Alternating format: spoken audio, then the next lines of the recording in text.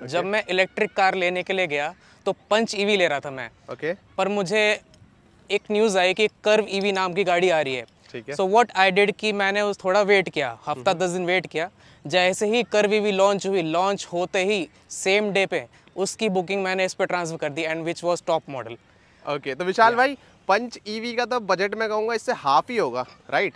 या actually Punch EV ये जैसे 24 लाख की पड़ी मुझे, तो उसका बजट मुझे 15.5 लाख के आसपास पड़ रहा था। मैंने बुक करी थी अप्रॉक्सीमेटली 7 अगस्त, उसी दिन गाड़ी की लॉन्चिंग हुई थी एंड मुझे 27 अगस्त को पड़ी क्योंकि वो मेरा खुद का प्री डिसाइडेड डेट था because I was born in 27 of September. Okay okay, congratulation भाई, और तो डेट भी रिमेंबर वाली कर दी है बिल्कुल। ठीक है, अब मेरे को ये बताओ, जब आप इसे ले रहे थे आपने बताया दिया कि आप इसे पहले पंच को ले रहे थे, तो इलेक्ट्रिक कार में सिर्फ आप टाटा को ही देख रहे थे या किसी और को भी देखा था? इलेक्ट्रिक कार में मैं MG को देख रहा था, ठीक है, लेकिन MG top model approximately 28-29 lakh की जा रही थी, राइट। एंड उसमें जो टेक ऑफर हो रहे हैं, टेक को अब हटा दो, उसमें जो प्रीमियमनेस ऑफर हो रही है 24 लाख रुपए में, जो कि 5 लाख सस्ती पड़ रही है, उसके against same range, almost same range offer हो रही है। तो मैंने कुछ नहीं सोचा, ये गाड़ी मैंने आने वाले 7-8 सालों के लिए ली है बिकॉज इसका जो डिजाइन है अगले 7-8 या 10 सालों में फेड ऑफ नहीं होने वाला, जो कि पंच ईवी का हो सकता है। हाँ, ये बात तो भाई ने सही बोली है बिल्कुल। अब एक बात और बताओ विशाल भाई, ईवी लेने का कहाँ से दिमाग में आया? ईवी लेने का दिमाग में ध्यान इसलिए आया क्योंकि मेरे पास टिगोर थी। अच्छा, टिगोर पहले से यूज कर रहे हो? मैं टिगोर पहले से यूज कर रहा था एंड उसका बहुत अच्छा रीसेल प्राइस टाटा ने मुझे ऑफर किया, जो कि 3.5 लाख रुपए था। एंड मैंने सोचा अगर मुझे ये 7-8-10 साल चलानी है तो मैं क्यों ना 7 साल की EMI कर दूं, और वो भी मैंने कंपनी से करी। कंपनी से करूंगा तो मुझे 30% तो वैसे ही कॉस्ट में बेनिफिट मिल जाएगा। तो टोटल EMI मेरी कितनी हुई? तकरीबन 22,000 रुपए, और इतने का तो मेरा गाड़ी वो तेल ही खा जाती। तो टेक्निकली तेल के पैसों पे मैंने मेरी नई गाड़ी आ गई और मुझे उसका चार्जिंग कॉस्ट भी नहीं पड़ती क्योंकि वो भी मैं कंपनी में ही चार्ज करता हूँ। तो ये होती है बढ़िया बात भाई। एक बार विशाल भाई ये बता दो, और जब आप पेट्रोल यूज कर रहे थे या जो भी डीजल यूज कर रहे थे, उसमें आपकी कितनी रनिंग होती थी, कितना फ्यूल लगता था? उसमें मेरी रनिंग ना डिपेंड करती है, जैसे कि डेली का 100 किलोमीटर हो गया, ठीक है। 100 किलोमीटर कैसे, 60 किलोमीटर ऑफिस से अप डाउन, सप्लायर विजिट्स होते हैं एंड थोड़ा बहुत घूमना फिरना होता है, रात की गेड़ियाँ होती है, फिर कभी घूमने चले गए, मनाली चले गए या फिर हम उत्तराखंड चले गए। तो ओवरऑल अगर मैं प्लस करूं तो 150 किलोमीटर के आसपास पर डे की आती है अगर मैं साल का एवरेज करता हूं, तो उसके अकॉर्डिंग तो नो ब्रेनर है ये। तो भाई ये देखो, ऐसा होता है भाई ने कैलकुलेशन करके ली है, ऐसे नहीं ले लिया भाई कि हाँ भाई कार नहीं लॉन्च हो रही है ले लो। भाई ने ये देख लिया कि जितना मेरा तेल लग रहा था उतने में इसकी EMI बन जाएगी, और चार्जिंग तो भाई वैसे भी फ्री में ही कर रहे हैं, कंपनी के वहाँ चार्जर लगा हुआ है, राइट? या कंपनी के वहाँ चार्जर लगा हुआ है। एंड बहुत इंपॉर्टेंट बात ये बताता हूँ, मैंने कम से कम 5 गाड़ियों की एक्सेल शीट 10 इयर्स के बेसिस पे कैलकुलेशन करके रखी थी। आपका दोस्त कौन है पहले ये बताओ, जो फाइनेंस रिलेटेड बातें आपको बता, या आप खुद ही हो? वो मेरा खुद का भाई है, वो फाइनेंस चैनल खुद का चलाता है इंस्टाग्राम पे। मुझे शक हो रहा था आप पे। या एग्जैक्टली, एंड मैं उसका भाई हूँ तो ऑब्वियसली इनहेरिटेंस तो आ ही जाएगा ना थोड़ा बहुत तो। बिल्कुल भाई, बहुत स्मार्ट डिसीजन लिया है भाई ने। अब थोड़ा अंदर चलते हैं, देखते हैं भाई अंदर क्या वाइब बनती है। ओके, सो ये बैठ गए भाई हम अंदर, और कुछ ये व्यू आ रहा है भाई, बहुत तोड़ व्यू है इसका, बहुत ज्यादा तोड़ व्यू। गाड़ी ऑन कर दे तो, नहीं तो गर्मी में मर जाएंगे हम। ठीक है, एक्सप्रेस कूलिंग, ये देखिए एक्सप्रेस कूलिंग। ओके, तो यहाँ पे सब कुछ अभी इन्होंने टच कर दिया है। सबसे पहले तो एक्सप्रेस कूलिंग ऑफ करते हैं, नहीं तो आवाज में दिक्कत आएगी। हाँ, फैन बहुत तेज चल रहा है, फैन बहुत तेज चल रहा है, इसका AC बहुत ही खतरनाक है, ऐसा लगता है कि अंदर चादर लपेट के बैठ जाओ। ये लिखा गया भाई यहाँ पे, express cooling of, normal cooling on हो गई है भाई की। ठीक है, भाई की नहीं गाड़ी की। ओके, भाई की कूलिंग। ठीक है भाई जी। भाई मैं अपना ऑनेस्ट बताऊं तो मुझे कुछ नया सा नजर आ रहा है टाटा की कार में, है ना?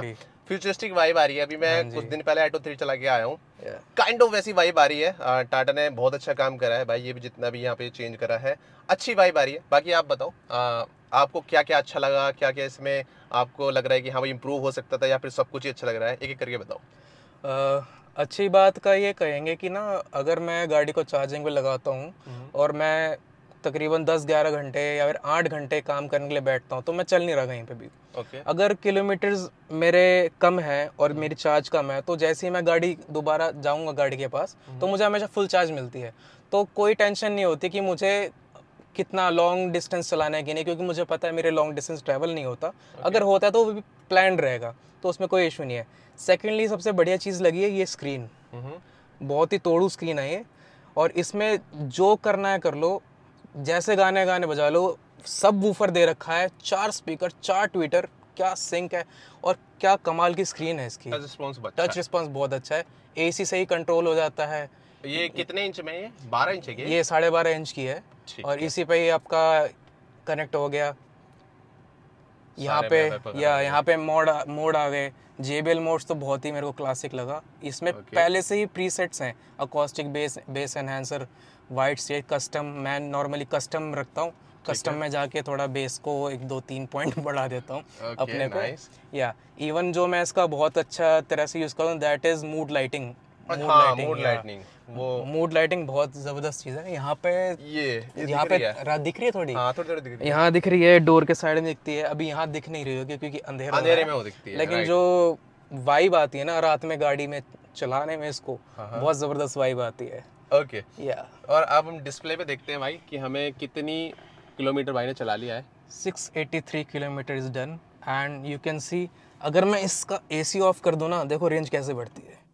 सीधा 40 किलोमीटर बढ़ जाती है। ये चीज अच्छी करी। पहले क्या था, थोड़ा टाइम लेता था, लेकिन अब तो एकदम सडनली हो जाता है इमीडिएटली। इवन 78% पे मेरी वॉटेज मतलब अराउंड 140 से लेकर 150 के बीच में रहती है। तो मेरी जो ड्राइविंग है टिपिकल EV टाइप ड्राइविंग नहीं है, ऐसी ड्राइविंग है जैसे कि मैं नॉर्मली कार चलाता हूँ। रेस देता हूँ बिंदास, अपने मूड के साथ चलाता हूँ, ऐसे नहीं कि मुझे रेंज निकालनी है। उसके बेस पे इतनी बढ़िया रेंज मिल जाती है। इसको 150 किलोमीटर 200 किलोमीटर चलाओ तो भी 50% बैटरी जाती है। ओके सर, टॉप स्पीड बताओ कितनी भगा दी? टॉप स्पीड वैसे तो इसकी 160 है, मैंने इसको 155 कर रखी है। 150 भगा रखा है। 155 एक बारी में भागी, और सारा टाइम, हर एक सेकंड, हर 1 किलोमीटर जब बढ़ रहा था, पावर एकदम लीनियर थी। मतलब कहीं भी ये नहीं है ड्रॉप हो रहा है या फ्लैट हो गई है, कहीं भी नहीं हो रहा, बढ़ती चली जाती है, रुकती नहीं टिल 160।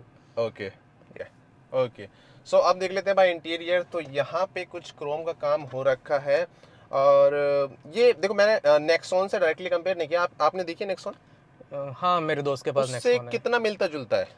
उससे मिलता जुलता है, लेकिन नेक्सॉन से ना ज्यादा हल्की सी वाइडर है इन स्पेस। हाँ, आप अगर बहुत ध्यान से ऑब्जर्व करोगे तो आपको ये नेक्सॉन से थोड़ी वाइड भी फील होगी। एग्जैक्टली डायमेंशनली विड्थ सेम नहीं है इसकी। What I feel. और इंटीरियर वाइज अगर नेक्सॉन टॉप मॉडल EV से करोगे तो इंटीरियर एकदम सेम है। लेकिन इंटीरियर एक तरफ है, इस गाड़ी की फील जो है ना वो बैठने पे पता लगती है, क्योंकि इसका फ्लोर डिफरेंट है, फ्लोर हाइट डिफरेंट है, सीट थोड़ी डिफरेंट है। तो इस वजह से आपके जो एर्गोनॉमिक्स है वो थोड़े चेंज हो जाते हैं। ठीक है, वीडियो पसंद आई तो लाइक कर देना और चैनल को सब्सक्राइब कर लो इसी तरह की वीडियोस के लिए।